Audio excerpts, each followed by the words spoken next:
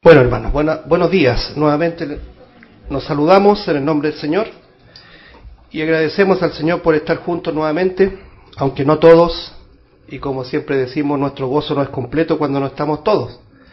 Así que oramos también por nuestros hermanos que no pueden estar en esta mañana con nosotros.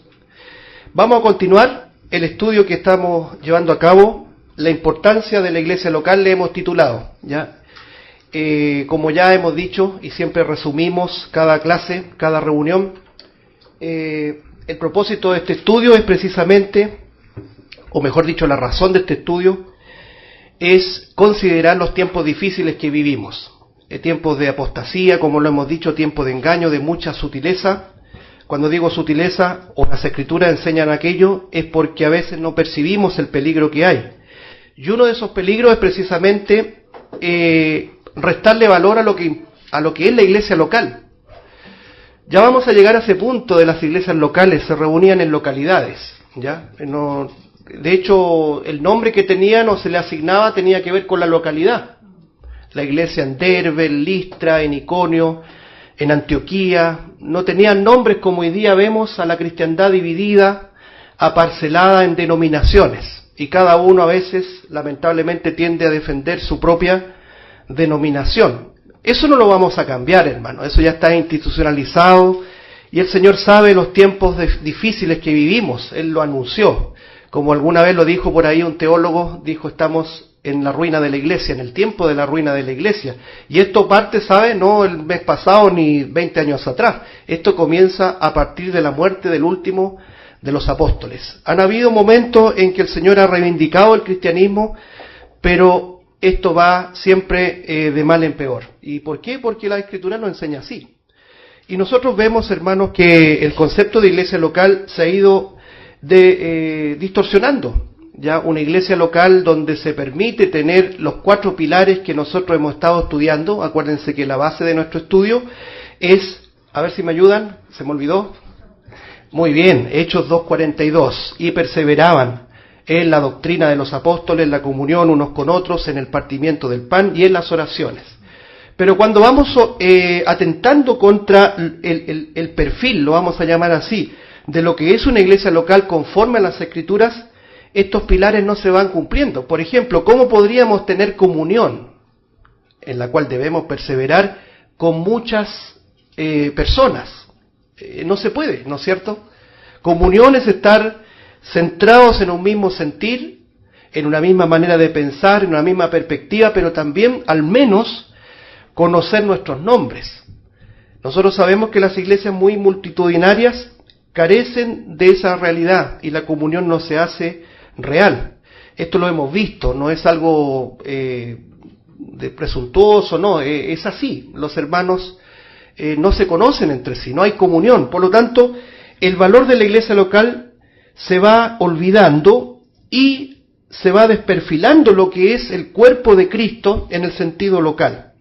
Se pierde la idea de lo que son los dones espirituales, porque recuerden que todos los que estamos aquí, que somos creyentes por gracia, al menos tenemos un don espiritual, o pueden ser más, pero al menos un don espiritual. Y ese don espiritual ha de ser puesto en servicio de la iglesia y también se desperfila el propósito y la esperanza que tienen los creyentes en la iglesia local. Porque la esperanza que tenemos, hermanos, no es crecer en sentido numérico. No estamos en contra del crecimiento, pero ese crecimiento tiene que estar regulado conforme a la palabra de Dios, porque el día en que nosotros no nos conozcamos ni el nombre, quiere decir que ya una nueva asamblea debiera abrirse. Ese es el concepto de la iglesia local. No es el concepto megalómano, como lo hemos llamado, de crecimiento exponencial, y donde la iglesia se transforma en un verdadero imperio. Un imperio a tal punto que las finanzas no la pueden manejar los hermanos, sino que tienen que pasarlas a una entidad externa, ¿sabía usted? A una entidad externa de auditoría para que les controle las finanzas. Eso, vaya a buscarlo en las Escrituras, eso no existe. Entonces vemos cosas muy raras, lo que está ocurriendo hoy día. Pero como no estamos en sintonía con la Escritura, me incluyo, muchas veces pensamos que todo es iglesia. Estas grandes multitudes, estas grandes corporaciones que reúnen a 500 o 1000 personas, donde no se enseña la palabra de Dios tal cual está escrita, porque si se enseñara tal cual está escrita, les aseguro que la mitad o más de la mitad de la iglesia se iría. La gente se entretiene, la gente busca una válvula de escape en lo que conforme a sus necesidades, pero no es la iglesia de Cristo. No es la iglesia de Cristo, y en eso tenemos que ser enfáticos. La Biblia dice, el apóstol Pablo dice, no os conforméis a este siglo, a este mundo, a este formato. Es un verdadero formato, hermanos. Cuando dice conformar, esa palabra en griego significa no toméis el molde del mundo. Y nosotros vemos, sobre todo en estos últimos años, cómo la iglesia se ha ido precisamente conformando al mundo. Tiene un molde mundano. No solamente del concepto de estructura jerárquica, porque como lo hemos dicho, las jerarquías no son bíblicas. El Señor nunca estableció jerarquías o escalafones. Hay un principio que viene inclusive del Antiguo Testamento y que siempre yo lo reitero. Cuando hagas un altar, le decía el Señor a Moisés, no pongas gradas, es decir, galerías, y no subas por gradas. ¿Sabe por qué? Para que no se descubra tu desnudez. Entonces nosotros vemos, dicho muy de paso, todas las culturas paganas, los cultos paganos. Ustedes han visto las pirámides, por ejemplo, egipcias, aztecas, mayas, inclusive acá las estructuras de los incas, siempre tenían escalones. Y el culto se hacía bien arriba, todo el clero estaba arriba, por decirlo así. Eso se metió en la iglesia, hermanos. Mientras el Señor dice, nadie es mayor que otro, todos son hermanos. Ese es el principio de nuestro Maestro. Entonces ahí viene la gran pregunta, o volvemos a las Escrituras, o olvidamos las Escrituras y hacemos esto conforme al molde de este mundo. Entonces eso es lo que el Señor nos enseña, y por eso la razón de este estudio que hemos iniciado. ¿Y el objetivo cuál es? Acrecentar las convicciones en cada uno de nosotros, porque mañana van a ser más las pruebas, en el sentido de que nuestras convicciones van a ser confrontadas. Realmente buscamos, anhelamos volver a la simplicidad de las Escrituras en un concepto de iglesia local, o también podría, esta ola, lo vamos a decir así, podría arrastrarnos a todos. Por eso que es bueno aumentar las convicciones en los jóvenes, sobre todo respecto a lo que es una congregación sencilla para la gloria de Dios. Cuáles son las actividades, cuáles son los pilares que sostienen la actividad de la iglesia local. Son 4, como lo hemos leído. ¿Qué hacían los primeros cristianos? Perseveraban. Primera palabra que es bueno recordar, estar ahí. Contra viento y marea, contra dificultades, contra adversidades, contra contradicciones, contra todo lo que nos desanime en lugar de animarnos. Tenemos que luchar contra nosotros mismos, contra la carne, contra el desánimo y muchas cosas. Debemos perseverar. ¿En qué? Primero en la palabra de Dios, en el estudio o la doctrina de los apóstoles. Número 2, en la comunión unos con otros. Número 3, en el partimiento del pan.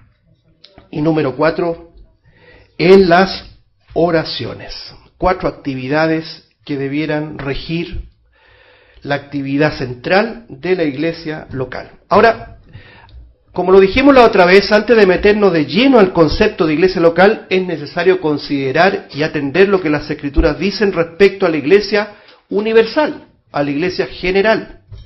Porque Él vino a fundar su iglesia. Y esa iglesia se manifiesta en diferentes localidades. Es decir, cuando Él vuelva, ven a buscar a su iglesia. Y ese concepto de su iglesia está compuesto de muchas iglesias locales.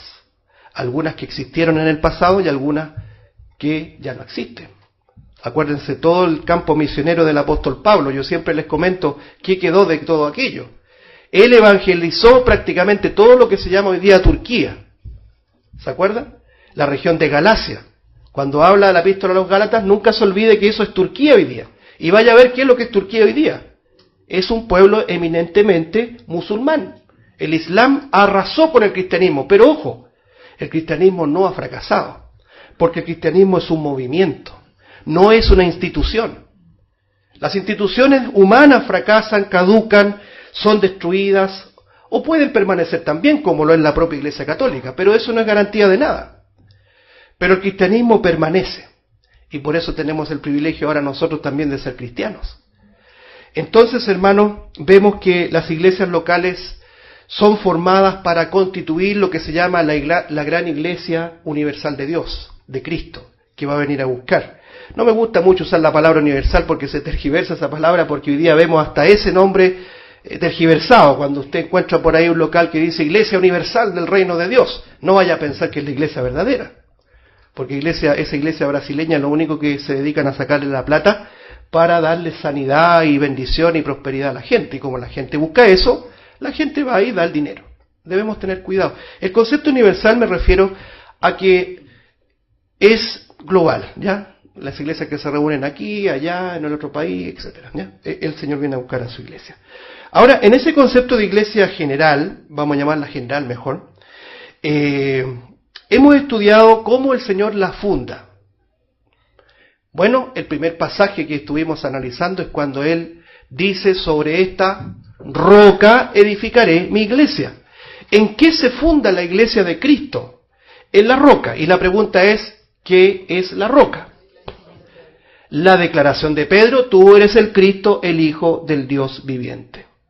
Bueno, yo les contaba a mis hijos, todos los Viernes Santos, como se le llama, por más de 30 años serán, si me quedo corto, han dado una producción en la televisión todo el día que se llama Jesús de Nazaret. Ya no sé cuánto la han visto.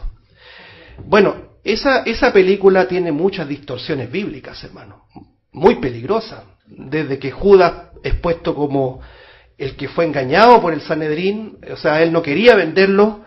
No, eso no es así. La Biblia dice que Judas era ladrón, que lo vendió, y que su conciencia le remordió y se suicidó. Nunca lo pone como víctima. La Escritura era culpable. Ese es un error. Pero el otro es precisamente lo que estamos hablando. En el momento cuando él habla con sus discípulos, porque yo no sé, soy medio masoquista, pero me gusta verla, para poder confrontar todos estos errores que se promueven a diestra y siniestra. Y en un momento este Jesús de la película le habla con Pedro y le dice: tú, hijo de Jonás, eres piedra, y sobre esta piedra edificaré mi iglesia. Y lo miraba con unos ojos Pedro ahí, porque, hermanos, el Señor no funda su iglesia en Pedro. El texto dice roca. Y si usted se va al original en el griego, Pedro es Petros, piedra, que viene a ser traducido como piedra pequeña. Pero cuando dice roca, es Petra, que es una roca que sustenta la verdad, que sustenta la iglesia. Por lo tanto, jamás pudo el Señor haber fundado su iglesia, su asamblea, en un hombre. Y menos en Pedro. Porque el mismo Pedro que dijo ahí en Cesarea de Filipo: tú eres el Cristo, el Hijo del Dios viviente, a reglón seguido le dice: no vayas a Jerusalén para que no te acontezca el sufrimiento, el padecimiento y la muerte del Mesías. Acuérdense ustedes, hermanos, que el Señor Jesucristo anunció que tenía que ir a Jerusalén a padecer y morir. ¿Se acuerdan? Y Pedro, guiado por su corazón humano, le dijo: no vayas a ir. Inconsistencia, no entendía nada. Por lo tanto, es inconsistente, valga la redundancia, pensar que el Señor haya fundado la iglesia en un hombre. ¿Ya? Está fundada en la roca. Como lo dice el Salmo 18, que Jehová es la roca de nuestra salvación, ¿cierto? Te amo, Jehová, roca mía y castillo mío. Y gracias dadas al Señor por eso, hermano, porque Él nunca va a fallar. El Señor es inmutable, Él no va a cambiar. Como dice Hebreos, el Señor es el mismo ayer, hoy y por los siglos. ¿Ya? Él no cambia, no varía. Bien, hemos visto en este concepto de iglesia universal o iglesia general, para entender el concepto, ¿cierto?, de que primero el Señor establece esta asamblea en la declaración de Pedro en la roca. ¿Ya? La palabra iglesia significa los sacados fuera, sacados del sistema. Estamos en el mundo, pero no somos de este mundo, ¿ya? Aunque queremos ya pronto salir del mundo. Pero el Señor dijo, orando por los suyos, dijo: no ruego que los quites del mundo, más que los guardes del mal. Entonces, lo mismo oramos hoy día, hermano, específicamente por nuestros hijos, que los guardes del mal. Estamos en un mundo de maldad, hermanos, en una sociedad que se configura más y más en contra de Dios. Lo vemos en todas partes, lo vemos en todas las instituciones de este mundo, como lo hemos dicho, en el poder legislativo, en el poder ejecutivo, en los magistrados, en el magisterio, todo está influido por Satanás. Acuérdense que Juan lo dice, todo el mundo está bajo ¿quién? Bajo el maligno, hermanos. Por lo tanto, ¿qué debemos hacer nosotros? No irnos a las montañas y escapar. Eso sería una idea monástica que no está avalada por las Escrituras, sino que clamar al Señor, ¿para qué? Para que nos guarde del mal. Debemos pedirle, hermanos, con oración, con ruego, que nos guarde y que guarde a nuestros hijos del mal. Bien, la iglesia, lo sacado fuera, esperando la redención futura, está puesta ahí aparte. Aunque estamos en el mundo, no somos de este mundo. Entendiendo aquello, recordamos también que el apóstol Pablo presenta esta analogía como perito arquitecto, ¿se acuerdan? En 1 Corintios capítulo 3, verso 10 al 11, que él puso el fundamento para que el edificio pueda construirse. Lo que tiene que haber en primera instancia, que es un fundamento. Y ese fundamento, nuevamente insistimos, ¿qué es lo que es? ¿O quién es? Es Cristo mismo. No puede ser un hombre, no puede ser una filosofía, no puede ser ninguna ideología humana. Es Cristo mismo el fundamento, el que sostiene el edificio. Por eso que nuestra enseñanza, no digo en sentido local, sino que de todo cristiano, debe ser cristocéntrica, porque es el fundamento de nuestra enseñanza. Es el fundamento del pasado, del presente y del futuro. Cristo Jesús. Entonces, como primera cosa, Cristo es el fundamento de la iglesia. Número 2, Cristo es la cabeza de la iglesia, según lo dice Colosenses 1:16 al 18, Efesios 5:23. Él es la cabeza del cuerpo. Es decir, no solamente un hombre no puede ser el fundamento, sino que tampoco un hombre puede ser la cabeza de la iglesia, como lo reclama lamentablemente, y todos sabemos, el catolicismo romano. El catolicismo romano se basa en un hombre, se basa en una idea humana. Por eso que ellos creen que el Papa es el sucesor de ¿quién? Es el sucesor de Pedro. Ese es un sofisma, como se dice. Es una mentira que se ha ido defendiendo de generación en generación. No, la Biblia es clara, enfática en decir que la cabeza del cuerpo es Cristo Jesús. Todos nosotros somos hermanos y la única cabeza es Cristo Jesús. Debemos obediencia al Señor. Cuando Él habla en esa relación del matrimonio, dice, así como las esposas deben estar sujetas a sus propios maridos, así también la iglesia debe estar sujeta a su cabeza, que es Cristo Jesús. Por eso que es muy importante, cuando nosotros tengamos una disyuntiva de algunas cosas, uno debe decir, ¿qué dice Jesús de todo esto? ¿O qué dirá Jesús de esta idea o de este proyecto? ¿Cuál es su voluntad? ¿Cuál es su perspectiva? Debemos volver a las Escrituras. Número 3, entonces, hermanos, estuvimos viendo, ya esto es un resumen, que la iglesia es el cuerpo de Cristo. Así como Él es la cabeza, nosotros somos su cuerpo. Qué privilegio más grande, hermanos. Somos parte de su cuerpo. Hay una idea corporativa de la iglesia. Por eso que, dicho muy de paso, y no sé si lo mencioné, algunos hermanos son, no cabe duda, pero ellos piensan que la iglesia siempre existió. Ellos niegan, por ejemplo, la existencia de un pueblo terrenal llamado Israel. Ya como siempre lo enfatizamos los días jueves en particular, porque estamos ahí en el capítulo 10 ahora de Romanos, que habla del presente de Israel. Muchos hermanos niegan que Israel tiene vigencia en los planes de redención. Obviamente ellos ven que si un israelita se convierte al cristianismo, sí tiene salvación. Pero Israel como pueblo, como remanente, dicen ellos, ya fue desechado. Lo que nosotros no creemos que es así. Hay promesas consistentes, hay promesas reales que están pendientes, que están vigentes y que se van a cumplir. ¿Por qué digo esto? Porque ellos dicen que siempre fue la iglesia lo que existió. A través de los siglos existió la iglesia. Pero el problema de esa teoría o de esa idea o de esa teología es que nunca, jamás el pueblo de Dios fue revelado como un cuerpo. Es por esa razón que el Espíritu Santo en el pasado no vino al pueblo de Dios y se quedó en el pueblo de Dios. ¿Se acuerda cómo operaba el Espíritu Santo en el Antiguo Testamento? El Espíritu Santo venía, descendía, cumplía su objetivo y nuevamente ascendía a la presencia de Dios. ¿Se acuerdan?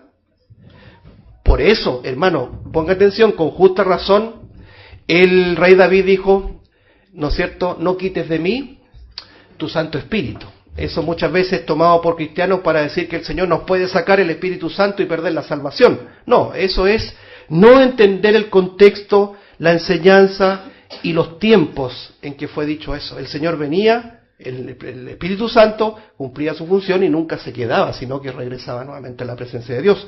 No obstante, cuando vino el tiempo de la iglesia, que es el día de Pentecostés, cuando se inicia la iglesia de Cristo, el Espíritu Santo desciende y se queda. Eso sí tiene coherencia y armonía bíblica. ¿Por qué? Porque cada creyente es templo del Espíritu Santo. Y cuando nos juntamos los creyentes, el Espíritu Santo está en medio nuestro, hermanos. Es el vicario de Cristo. Fíjense ustedes lo que significa lo que decimos que el Espíritu Santo sea el vicario de Cristo. Porque hoy día tenemos un personaje que se llama el vicario de Cristo. No, ningún hombre puede ser vicario de Cristo. El único vicario, la palabra vicario, ponga atención, significa representante directo de Cristo, es decir, en lugar de Cristo. Solamente es el Espíritu Santo, que vino y se quedó. Y dicho muy de paso, es por eso que, aunque hay un misterio de iniquidad, de maldad, que se ve que va en avance, no puede hacer de las suyas todavía. ¿Por qué? Porque la iglesia está presente, y si está la iglesia presente, está también el Espíritu Santo presente, como lo estamos estudiando los domingos en la tarde. Mientras que el Espíritu Santo esté en medio, el inicuo no puede avanzar, hasta que éste, dice, a su vez, sea quitado de en medio. Entonces se manifestará que el inicuo y que el Señor destruirá con el resplandor de su venida. Muy bien, entonces entendemos que el Espíritu desciende y se queda en un cuerpo. Y ese cuerpo es el cuerpo de Cristo. Por eso que nos acordábamos, entendemos mucho mejor esto cuando hablamos de, más adelante lo vamos a ver, la esposa de Cristo. Porque la esposa de Cristo significa que es el cuerpo de Cristo. Cuando Él venga a buscar a su esposa, viene a buscar su propio cuerpo. Como lo dice Juan capítulo 14, lo estuvimos estudiando, vendré otra vez y os tomaré a mí mismo. Nosotros somos el cuerpo de Cristo. ¿Se va entendiendo? Colosenses 1:18 y Efesios 5:23. Muy bien, la semana pasada comenzamos con el siguiente punto. La iglesia es el misterio escondido. Un tema muy importante que debemos nosotros siempre tenerlo ahí en la memoria cuando tengamos que enseñarle a alguien qué es lo que es la iglesia. Y esto ratifica lo que hemos dicho. Antes, en el Antiguo Testamento, ningún profeta vio lo que nosotros estamos ahora, lo voy a decir así, experimentando como creyentes. El ser miembros del cuerpo de Cristo, cuya cabeza es el propio Cristo. Porque la iglesia era un misterio que estaba oculto. Ahora la palabra misterio a veces nos lleva a otra definición, ¿cierto? Misterio siempre tiene que ver con enigmas, con cosas medias ocultistas. No, misterio significa algo que estaba oculto, ¿cierto? Que no estaba revelado. Por ejemplo, el apóstol Pablo dice, he aquí os digo un misterio, ¿se acuerda? En 1 Corintios 15, no todos dormiremos, pero todos seremos transformados. Ahí había un misterio, algo que no estaba revelado hasta ese entonces, pero que Pablo, dirigido por el Espíritu Santo, lo trae a la luz y lo revela. De la misma forma, la iglesia no estaba revelada. Por eso yo les digo de esta forma. Ahí en Cesarea de Filipo, cuando el Señor dijo, sobre esta roca edificaré mi iglesia, fíjese que dice edificaré, es un futuro, ¿eh? No he edificado o edifiqué mi iglesia, no, es futuro, edificaré mi iglesia. Se está refiriendo al día de Pentecostés en adelante. Pero yo me pregunto, y se los decía siempre, hermano, ¿qué cara habrán puesto los discípulos? ¿De qué asamblea me está hablando? ¿De qué escaleo, cierto? ¿Qué convocado fuera? Tienen que haberse preguntado muchas cosas. ¿Y sabe por qué creo que fue así? Porque cuando el Señor resucitó, seguían con las mismas dudas. Acuérdense que no entendían nada, aún con el Señor resucitado, ¿cierto? le seguían preguntando por algo lógico y coherente con un judío. ¿Qué le preguntaron? ¿Cuándo restaurarás el reino de Israel?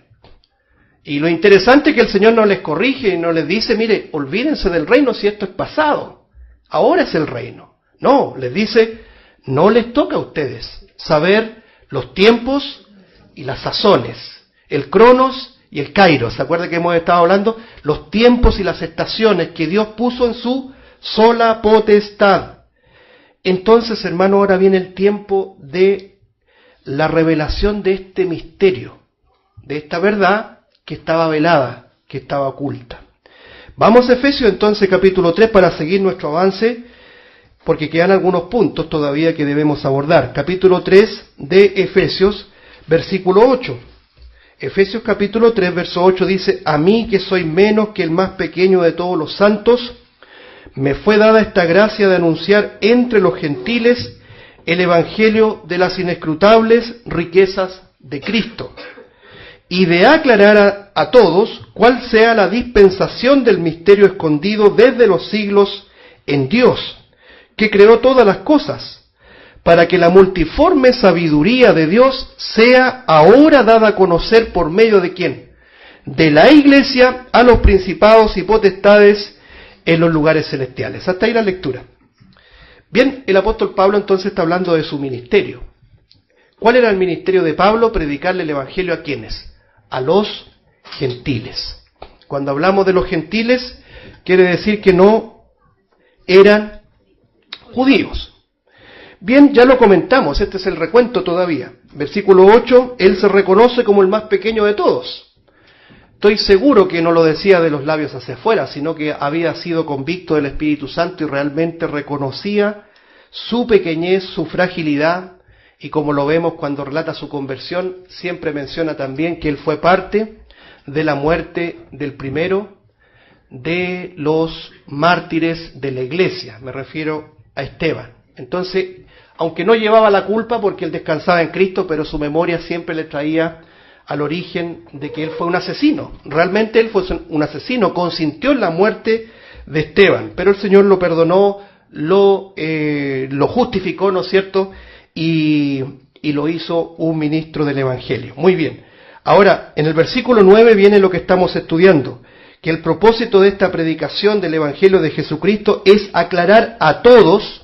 Note usted que la predicación es sin acepción de personas, cuál sea la dispensación del misterio escondido desde los siglos en Dios, que creó todas las cosas. Este versículo es muy contundente, hermanos, porque dice que la idea del Evangelio es aclarar, es traer a la luz, es traer a la revelación cuál es la dispensación. La palabra dispensación es un poco complicada para nosotros, ¿cierto? No se usa mucho.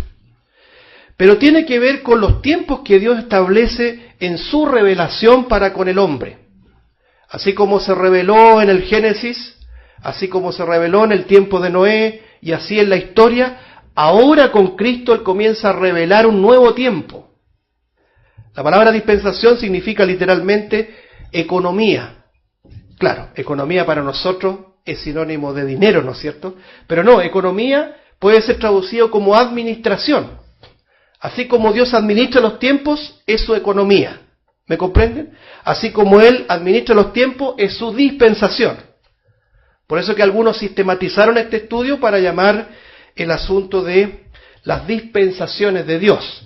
Como lo comentábamos después el domingo pasado, hay muchos adeptos a ser dispensacionalistas, pero también bastantes detractores.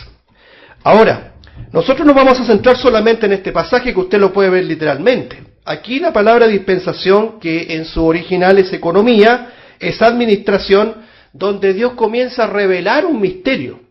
Es decir, una verdad que estaba velada, que estaba oculta. ¿Me entienden? Pero lo interesante es que dice misterio escondido desde los siglos en Dios.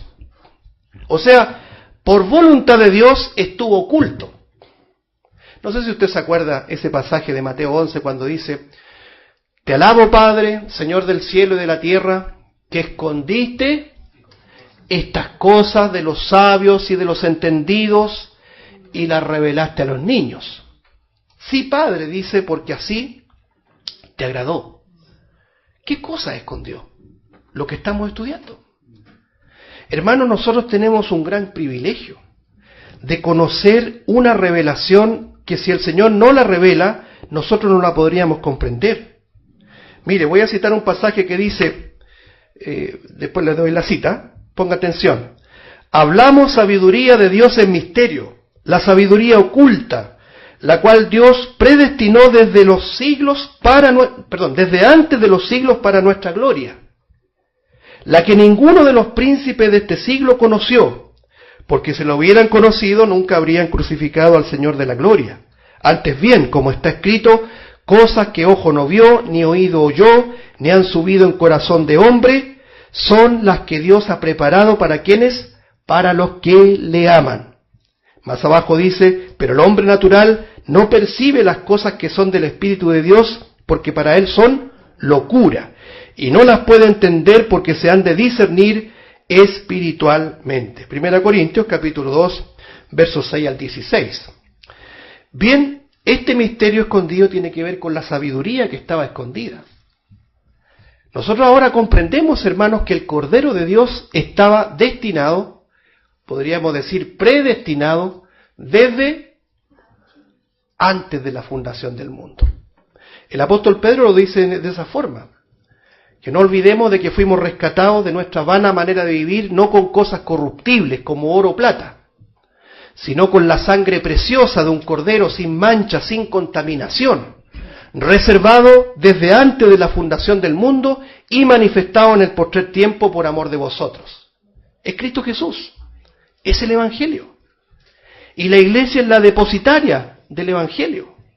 Qué gran privilegio, hermanos, de verdad, cuando hablamos de estas inescrutables riquezas del Evangelio. Entonces, la iglesia en sí mismo es un misterio que estaba oculto y que ahora se revela. En esta dispensación, como lo dice el versículo 3 de Efesios, versículo 9 del capítulo 3 de Efesios. Pero quiero citar algo más. Dice, para que la multiforme sabiduría de Dios sea ahora dada a conocer por medio de la iglesia, ¿a quiénes? También. A los principados y potestades. O sea, no es solamente un asunto de declararla a todo ser humano, sino que a través del Evangelio los ángeles presencian esta realidad. Quiero solamente citar algunos pasajes de esto para que nos empapemos de esta tremenda doctrina, hermanos. Mire lo que dice Primera de Pedro. Primera de Pedro, capítulo número 1, por favor.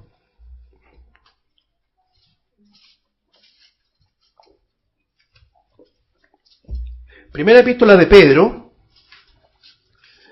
capítulo 1, verso 12, dice, a estos se les reveló que no para sí mismos, sino para nosotros, administraban las cosas que ahora nos son anunciadas por los que os han predicado el Evangelio por el Espíritu Santo, enviado desde el cielo. Mira lo que dice, cosas en las cuales anhelan mirar los ángeles. Primera de Pedro 1, 12. Es decir, la revelación del Evangelio, la manifestación de la iglesia, realmente es un espectáculo a los ángeles. ¿Sabía usted? Ellos anhelan aprender de nosotros. ¿Cómo podemos decirlo? ¿Cómo podemos comprenderlo, hermanos? Nosotros, viles pecadores, nosotros podríamos decir ya con el perdón y la justificación, gracias Señor. Pero esto no ha quedado ahí solamente.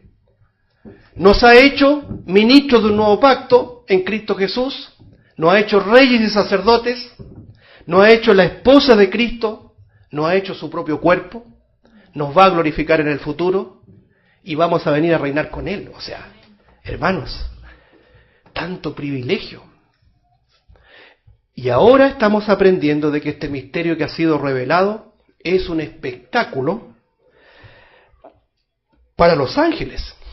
Es decir, los ángeles aprenden de este misterio que estaba oculto. Porque ellos, ustedes saben, ellos tienen una naturaleza privilegiada, podríamos decir, pero no han conocido ser objeto de la gracia y de la misericordia de Dios. Ellos ven a través de nosotros como una persona enemiga de Dios, como una persona que era, ¿no es cierto?, por naturaleza hijo de ira, fue convertido por el poder de Dios, por la gracia de Dios, y transformado a tal punto de que esa criatura ahora alaba a Dios y pregona el evangelio de las inescrutables riquezas de Cristo. Entonces ahí los ángeles aprenden. Entonces cuando uno ve esa dimensión, yo estoy de acuerdo, nos debe a todos costar esto, entender que ahora mismo hay presencia angelical en la iglesia. ¿Sabe usted, hermano, que en la iglesia primitiva había muchas convicciones de presencia angelical? Nosotros, como vivimos en una sociedad tan humanizada, tan humanista, tan racional, ni se nos pasa por la mente de que hay presencia angelical en la iglesia y con cada creyente.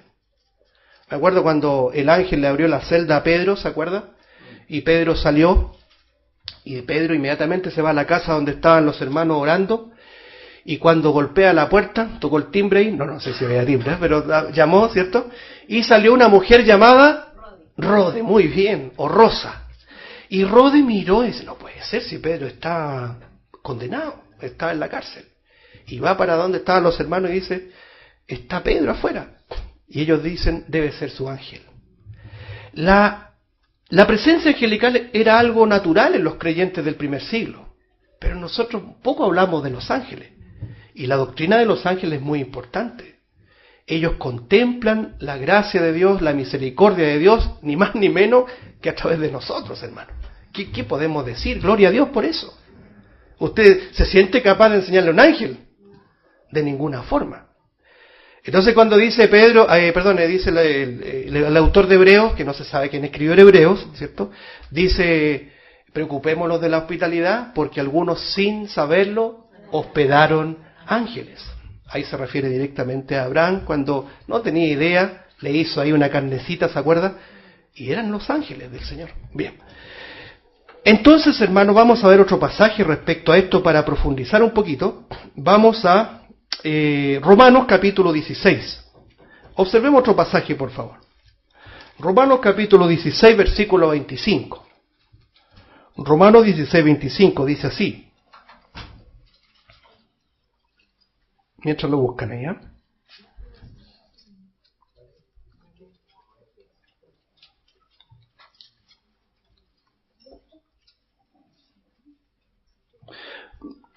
Romanos capítulo número 16, versículo 25 dice, y al que puede confirmaros según mi evangelio y la predicación de Jesucristo según la revelación, ponga atención, del misterio que se ha mantenido oculto desde tiempos eternos, pero que ha sido manifestado ahora. Mire qué interesante. Para aquellos que dicen que la iglesia siempre existió. No, es ahora, el ahora apostólica, no el ahora de nuestro, el ahora apostólico. La era apostólica es la revelación de este misterio oculto, versículo 26, y que por las escrituras de los profetas, según el mandamiento del Dios eterno, se ha dado a conocer a todas las gentes para que obedezcan a la fe. Versículo 27, al único y sabio Dios sea gloria mediante Jesucristo para siempre. Amén. Bueno, el texto es tremendo, ¿no es cierto? Como dice acá, que había un misterio que se había mantenido oculto desde tiempos eternos, es decir, desde la eternidad. Eso es lo que está enseñando la palabra, pero que ahora se está revelando. En otras palabras, hermano, cuando usted le está enseñando a alguien el Evangelio, sepa por favor que le está revelando un misterio que estuvo oculto desde tiempos eternos. Es un Evangelio que estaba ahí oculto, como dice el texto, desde tiempos eternos. Mire, quería citar un pasaje acá a propósito de esto. Permítame buscarlo. Es 1 Corintios 4:9, que dice lo siguiente. 1 Corintios 4:9. Dice, 1 Corintios 4:9 dice, porque según pienso, Dios nos ha exhibido a nosotros los apóstoles como postreros, como sentenciados a muerte, pues hemos llegado a ser espectáculo, miren lo que dice, al mundo, ¿a quiénes más? A los ángeles y a los hombres. O sea, los apóstoles, en este caso Pablo, está nuevamente insistiendo de que esta revelación lleva un verdadero espectáculo de revelación, de conocimiento, no solamente a los hombres, sino que también a los ángeles. Por lo tanto, ya podemos tener una idea más o menos clara, podríamos ahondar, pero lo vamos a dejar hasta ahí, de que la iglesia de Cristo también es un misterio oculto. Muy de paso, hermanos, así como la iglesia comienza, yo soy un convencido de eso, así la iglesia termina. Lo decía yo la otra vez, creo la semana pasada, usted estudia las profecías mesiánicas, los profetas mesiánicos. Cuando habla de profetas mesiánicos, quiere decir profetas que vieron la venida del Mesías. Isaías, Zacarías, Miqueas. Bueno, todos aquellos vieron en una perspectiva la venida del Mesías.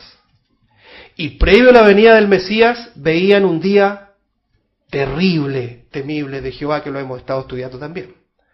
Esa es la perspectiva de ellos. Veían en eso también una resurrección. El profeta Daniel habla de la resurrección. Unos para salvación y otros para confusión perpetua o condenación.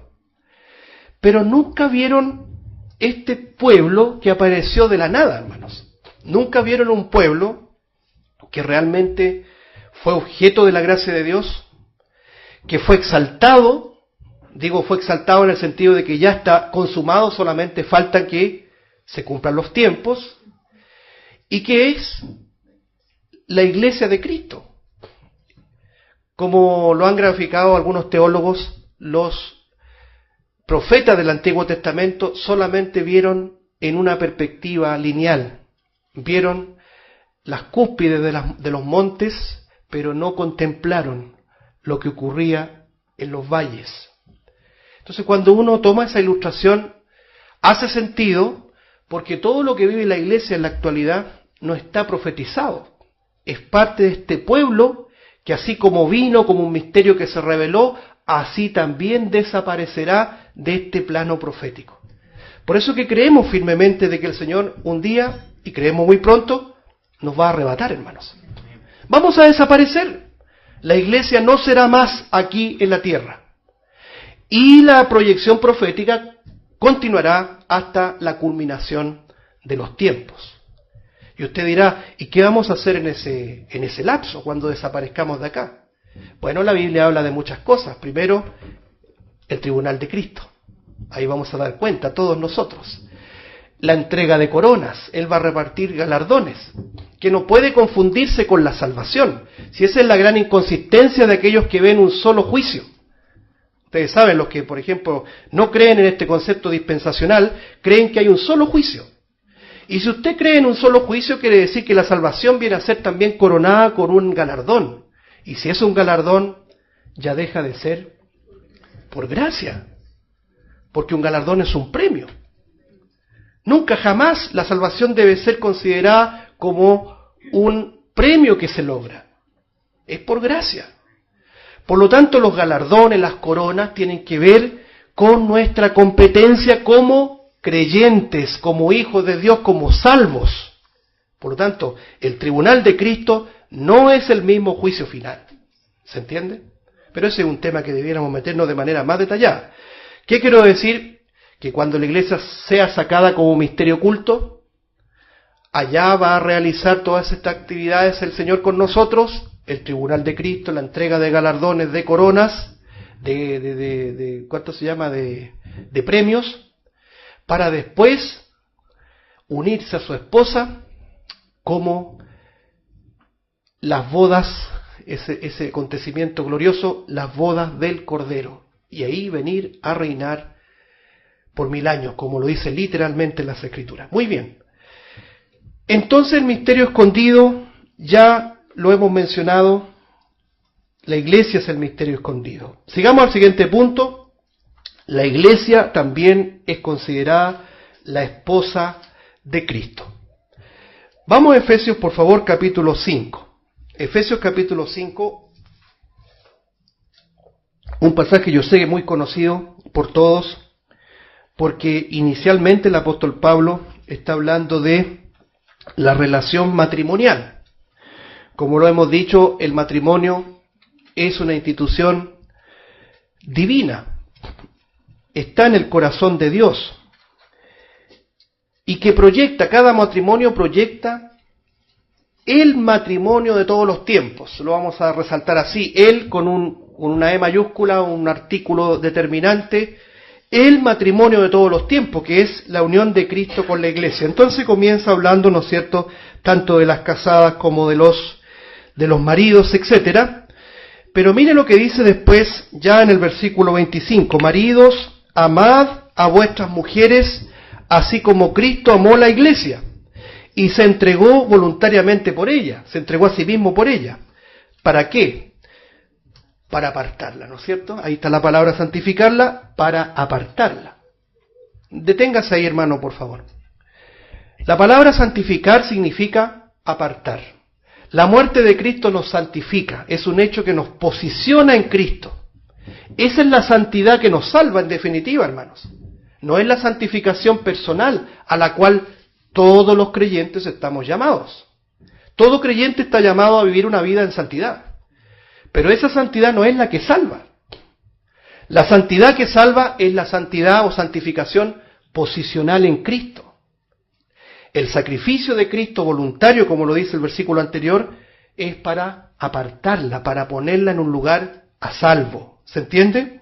No solamente para apartarla, sino que la purificó, habiéndola purificado en el lavamiento del agua por la palabra, es decir, nos lavó, nos vestió, nos puso en un lugar aparte.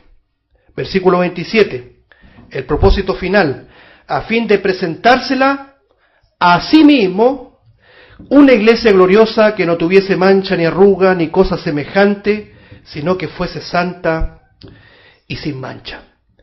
Hermanos, estos versículos hablan exclusivamente de la obra de Él, para presentársela a sí mismo. No es la obra nuestra. La salvación es una obra de Él, hermanos. La salvación proviene de Dios. Nunca hay que confundir la santificación personal con la santificación posicional. ¿Se entiende, hermanos?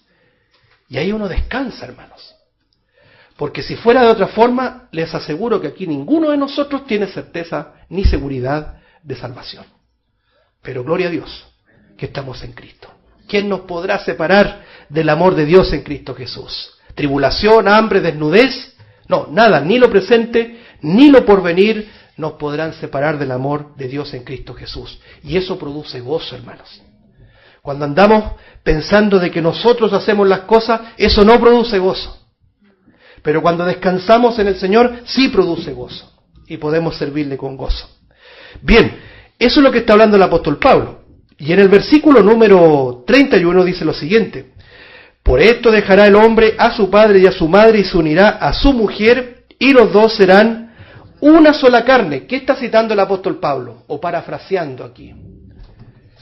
Génesis, ¿se acuerda? Capítulo 2.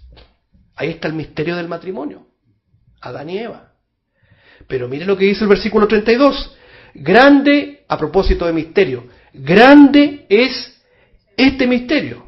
Es decir, esta verdad que estaba velada. ¿Cuál es el misterio?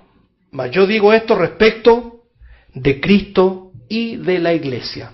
La pregunta es, ¿cuál es el grande misterio? Lo que dice el versículo 31.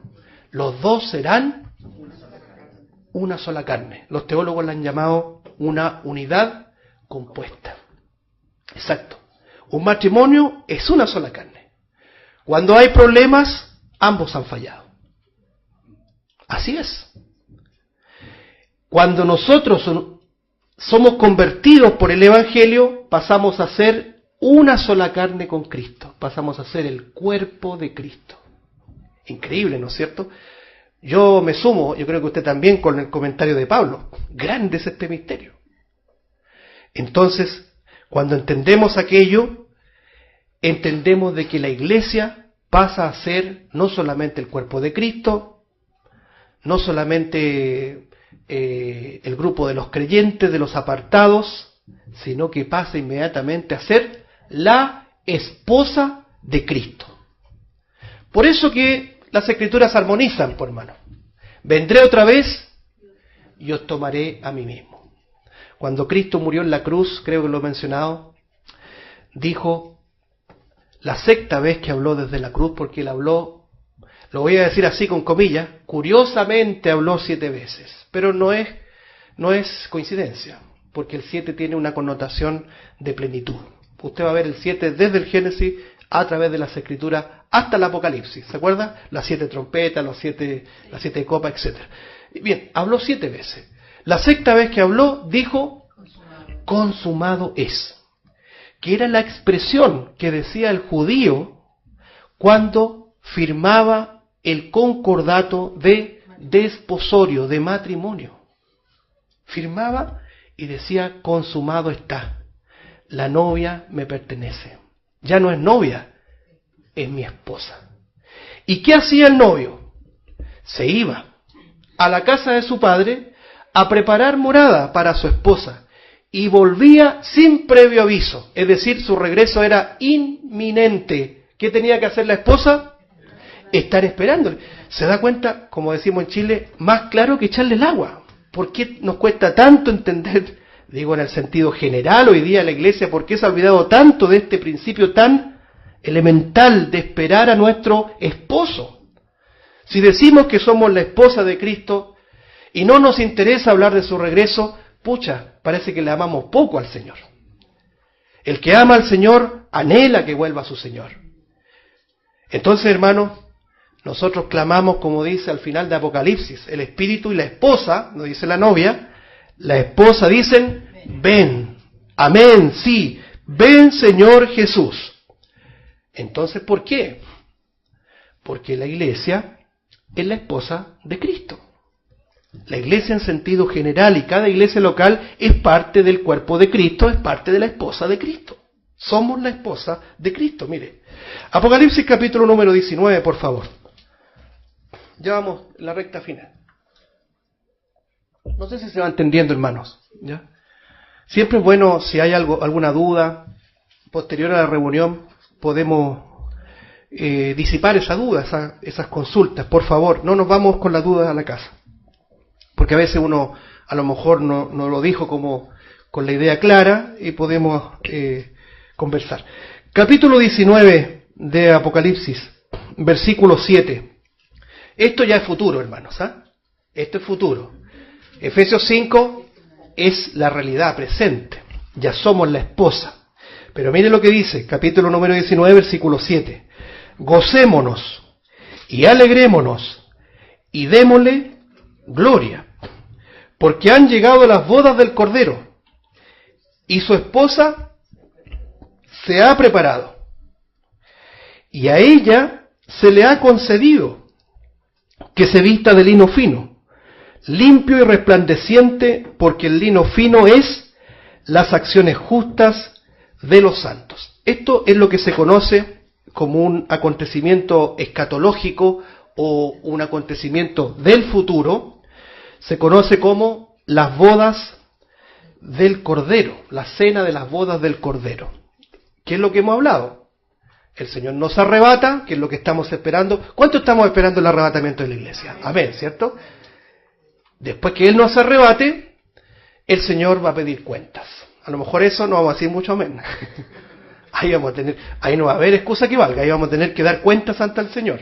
No para salvación, sino para galardones, para que el Señor nos ayude a reivindicar lo que tengamos que reivindicar, hermanos, y poder mirarle a la cara ese día y que el Señor diga, bien, buen siervo y fiel, en lo poco fuiste fiel, sobre mucho te pondré, entra en el gozo de tu Señor. Que así sea, hermanos. La esposa de Cristo entonces espera que vuelva su esposo para comparecer ante su esposo, para recibir las coronas de su esposo y para unirse a su esposo. Y eso es lo que vamos a leer aquí. Bien, como comentario preliminar, hermanos, fíjese usted que el capítulo 19 está después del capítulo 18. Ya, obvio, ¿cierto? No, ¿por qué quise decirlo así? Para que no se olvide de que en el capítulo 18 el Señor destruye la que se hace pasar por la esposa, que comienza el Apocalipsis a revelarla desde el capítulo 17. Es una mujer también, pero es una mujer que no es la doncella, la esposa de Cristo, la cual Él compró por su propia sangre, la que Él vistió con lino fino, resplandeciente, etc. No, es una mujer que se viste de púrpura, de escarlata, ¿cierto? Es la ramera del Apocalipsis. Todos hemos hablado o hemos escuchado acerca de la ramera del Apocalipsis, que se asocia directamente con Roma, ¿cierto? No cabe duda, por las descripciones que hay ahí, cáliz de oro, los colores, escarlata, púrpura, es cosa de que usted lo busque, ¿ya? Es como dice esta canción, tengo orejas de león, cola de león y no soy león. Es cosa de verlo nomás. Queremos tapar el sol con un dedo. Es la ramera como madre y las hijas de la ramera. Es un lenguaje quizás que no nos gusta tocar, hermano, es muy ofensivo, muy duro, pero es lo que dice la Biblia. Yo cuando llego a ese punto no sé cómo adornarlo más, hermano. Ahí usted lo lee. Es la madre de las rameras y de las abominaciones de la tierra, Apocalipsis 17:5. ¿Qué es lo que hace el Señor? Antes de unirse a su esposa, destruye la ramera. La destruye. Capítulo 18 habla de que la gente lo mira esto, mira todo el poder, el imperio que tiene la ramera y llora por la ramera, porque el mundo ama a la ramera. Acuérdense que la ramera tiene ese concepto de que ella ha fornicado con todos los reyes de la tierra. Ha hecho pactos, vida licenciosa con todos los colores políticos. Y el Señor, con justa razón, la destruye de manera individual, ¿ya? Y luego se une a su esposa. Pero quiero comentar el versículo 7 para terminar el día de hoy. Miren la expresión de los creyentes. Capítulo 19, verso 7. Gocémonos, alegrémonos y démosle gloria. ¿Saben, hermanos? Hablar de esto, sin duda, que produce gozo, que produce alegría. Hablar de las cosas futuras es gozo para nosotros. El apóstol Pablo, cuando enseña de la venida de Cristo en 1 Tesalonicenses 4:18, dice: alentaos los unos a los otros con estas palabras. ¿Cómo vamos a prescindir de temas tan consoladores y llenos de gozo, como lo es la venida de Cristo, en medio de la iglesia de tiempos difíciles? Obviarlos y olvidarlos, si eso nos produce un tremendo consuelo, hermanos, un tremendo gozo. Gocémonos, alegrémonos y démosle gloria. Esto brota espontáneamente de nuestros espíritus. Gloria a Dios por esto, hermano. Gloria a Dios por el futuro glorioso, valga la redundancia, que nos espera. Gloria a Dios por el itinerario glorioso del cual seremos protagonistas, amados hermanos.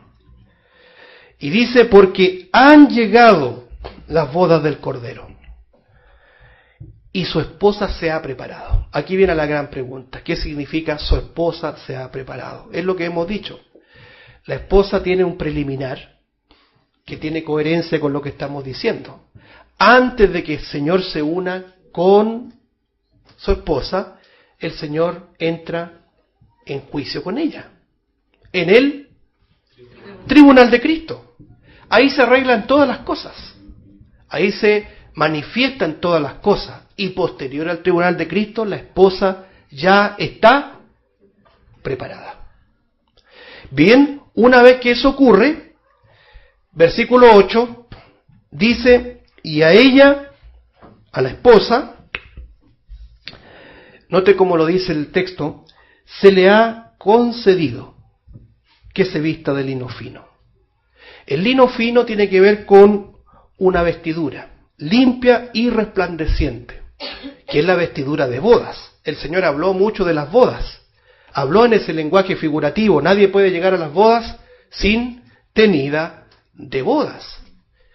Pero trasciende más allá el concepto de la vestidura, que lo hemos estado estudiando los jueves, ¿no es cierto? La vestidura podría usted considerarla como sinónimo de justificación. Es decir, En Génesis 3:21 lo que hace el Señor, lo primero que hace el Señor con el hombre que pecó, cuando digo hombre digo Adán y Eva, es vestirlos. Les concedió vestiduras, tomó pieles y los vistió. De la misma forma, el Señor ha concedido, es una obra de gracia, le ha concedido a la esposa que se vista de lino fino, limpio, que tiene que ver con la santidad, con la santificación en Cristo, y resplandeciente, es decir, un vestido glorioso, muy bien, glorioso. Porque nosotros para ese día no vamos a estar en nuestros cuerpos mortales, hermano. Para ese día de la gloria de las bodas del Cordero tendremos una vestidura gloriosa, un tabernáculo celestial, por el cual anhelamos, ¿no es cierto? Gemimos con angustia.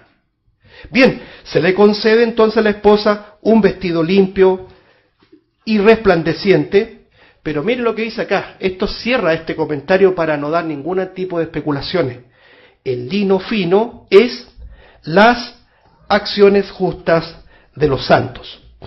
Como lo hemos dicho, por ejemplo en la versión 909, si alguien la tiene por ahí, aquí el texto dice el lino fino son las justificaciones de los santos.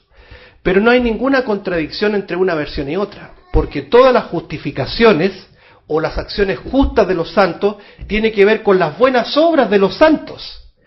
Y las buenas obras de los santos, la Biblia enseña de dónde vienen. Efesios 2:10, porque somos hechura suya, creados en Cristo Jesús, ¿para qué? Para buenas obras, las cuales Dios preparó de antemano para que anduviésemos en ellas. Es decir, el lino fino es las obras de justicia imputadas al pecador, que es las que ya gozamos en el día de hoy. Entonces, cuando vemos esta relación de esposo, de esposa, cuando vemos esta relación de la iglesia como la esposa del Cordero, nunca debemos atribuirnos a nosotros mérito alguno, sino que Él quiso hacernos carne de su carne, hueso de sus huesos, su propio cuerpo, vestirnos con lino fino, limpio y resplandeciente, para el día glorioso, cuando nuestro Señor Jesucristo regrese, y primeramente, como lo hemos dicho, tengamos que dar cuenta ante Él, recibiremos las coronas y posteriormente nos uniremos a Él para estar para siempre con Él. Que el Señor bendiga su palabra.